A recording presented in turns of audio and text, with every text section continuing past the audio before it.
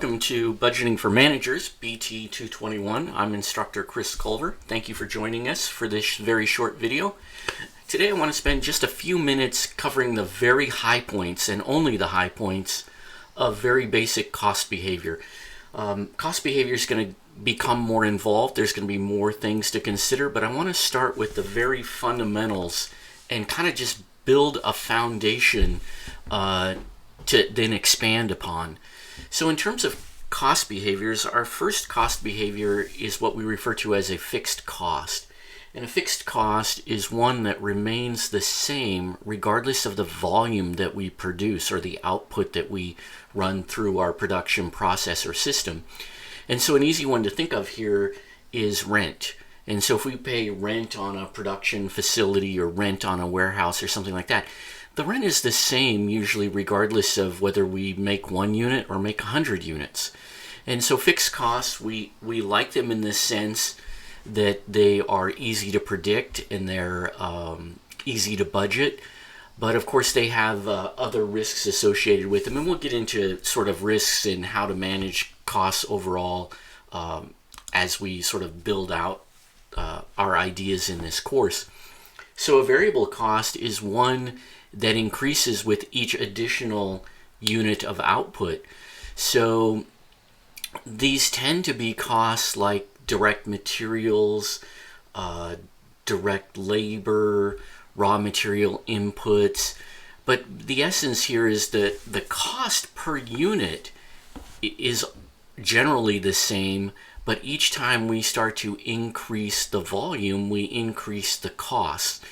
And so these tend to be costs that are tied pretty closely to the products that we produce or the service that we provide. A mixed cost is one that has a partial component that's fixed and then the rest of it is variable.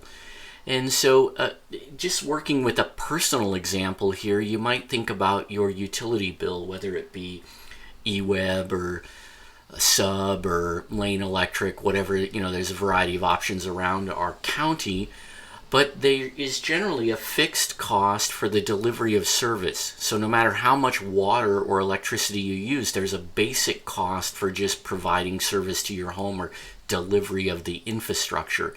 And then there's a cost that's based on volume that's added to the base cost, which could be so much per kilowatt hour in terms of electricity or so much per gallon of water in terms of water usage. Now in business, we may have mixed costs for utilities, but another common mixed cost might be something like sales commissions, where we pay people a base salary, which is kind of fixed, and then we pay them some kind of incentive pay or commission based on the number of units that are sold or moved or however that might work. So fixed, variable, and mixed costs. Here's a nice little table, and these come from our reading showing some examples of fixed costs in business: rent, straight line depreciation, property taxes, and a whole slew of different kinds of salaries when we pay people in the form of a salary. Those are all kind of fixed, easy to budget, easy to predict, known, quantifiable. But if we produce at a very low volume, fixed costs are a challenge for us because we still have to pay them. Variable costs, direct material, direct labor, shipping, packaging, indirect materials that go into the production process, things that move or we incur more costs as we produce more. And then you can read down there through some examples of some mixed costs. So let's apply it briefly. Let's assume that we're producing frozen pizzas, which is easy for me to imagine because it's lunchtime.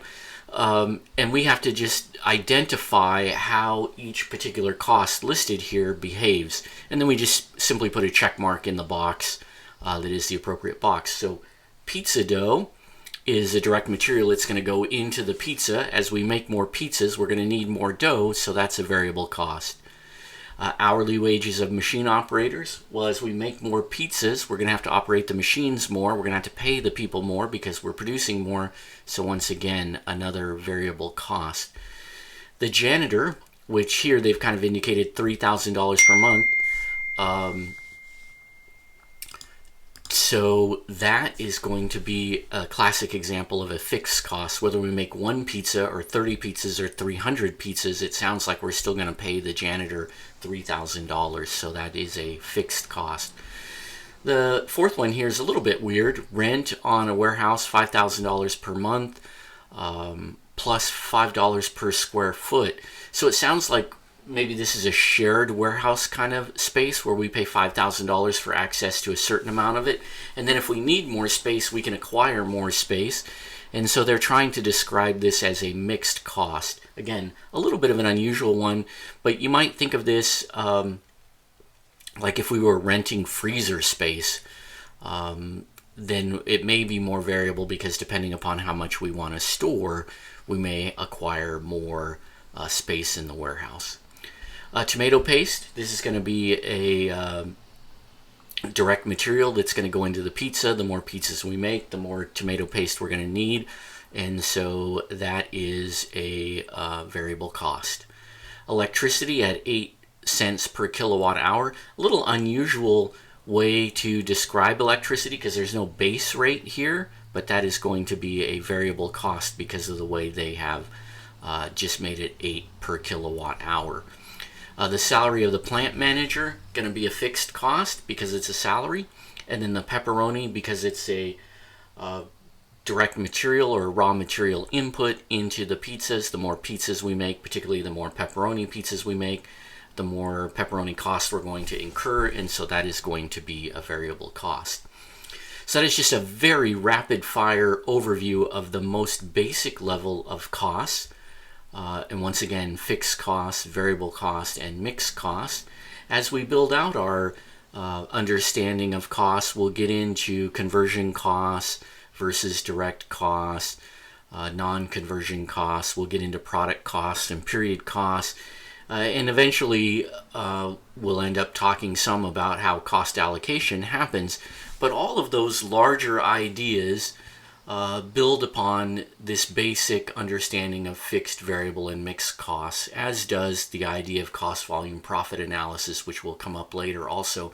So this is an incredibly important idea, foundational material. So spend some time with this, spend a little extra time reading it, make sure that you have this part down, because if you have a solid foundation, the rest of it comes a lot easier. Thank you very much for joining us, and we'll see you next time.